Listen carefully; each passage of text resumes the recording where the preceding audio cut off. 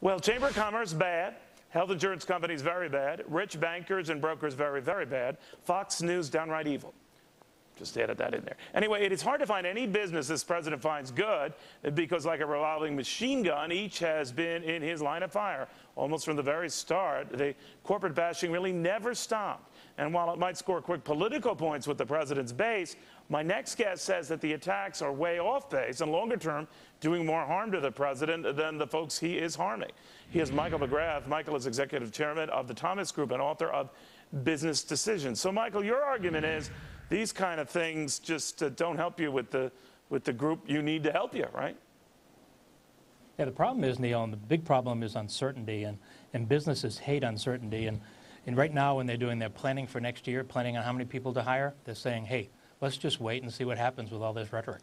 You know, I always think that they always try to be big about these things, but I think most people are very sensitive to criticism. Now and then a nasty email to me can affect my day and almost my appetite, Michael. Not for very long, but it can.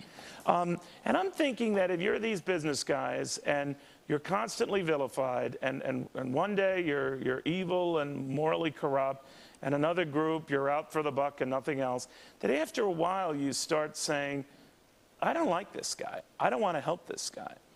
Right? Right, they do. And to some extent, most executives and board members see it as a political sideshow, if you will. But, you know, they're getting tired of it. And when they get tired of it, you know, they're just kind of putting things off and they're just withdrawing, if you will, from trying to help solve the problem. That's making it worse. When you say worse, many have mentioned prior presidents who also went after business, but they said they were surgical strikes at business. In the case of John F. Kennedy going after the steel industry and only the steel industry, and later on trying to mollify business interests by cutting taxes. Then you had Bill Clinton going after HMOs, but also cutting a lot of business-related taxes to sort of calm the storm. Jimmy Carter, famous for inciting the business community's wrath, really targeted just the big oil companies. So this guy seems to be hitting everyone. What do you make of that? It's broad-based. It's really a broad-based attack, whether it's environmental issues or tax issues or certainly the health care issue. It's very broad-based. And what happens is right now is the critical period. Companies are doing their planning for next year, how many people they're going to hire, what they're going to invest. And you know what? They're holding off because of the uncertainty. We're going to lose the recovery in 2010 to a large extent because of what's happening right now.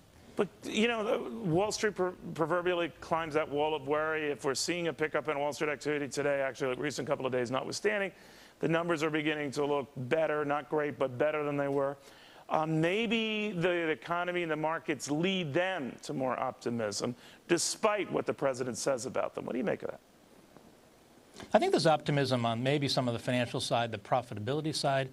Where there is uncertainty is how many people to hire next year, whether to grow, whether to invest more.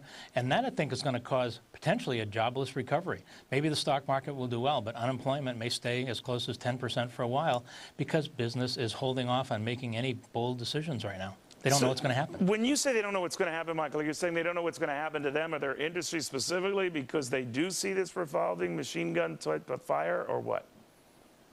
Yeah, and take healthcare. You know, look at a basic company planning. What's the cost of an employee going to be next year? They don't really know. What is the total cost of an employee? What's the healthcare burden going to be added to their cost structure? So they're just holding off. When you can't do something as simple as saying, this is what my employment costs are going to be, then you wait and see and not hire any more employees and maybe cut back if there's a big burden on healthcare, for example, per employee or for the employers.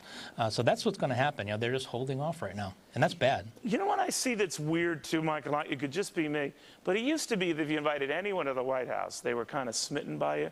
And I've seen it myself, and I've gone to the White House with Republican and Democratic presidents because I'm kind of a big deal, Michael.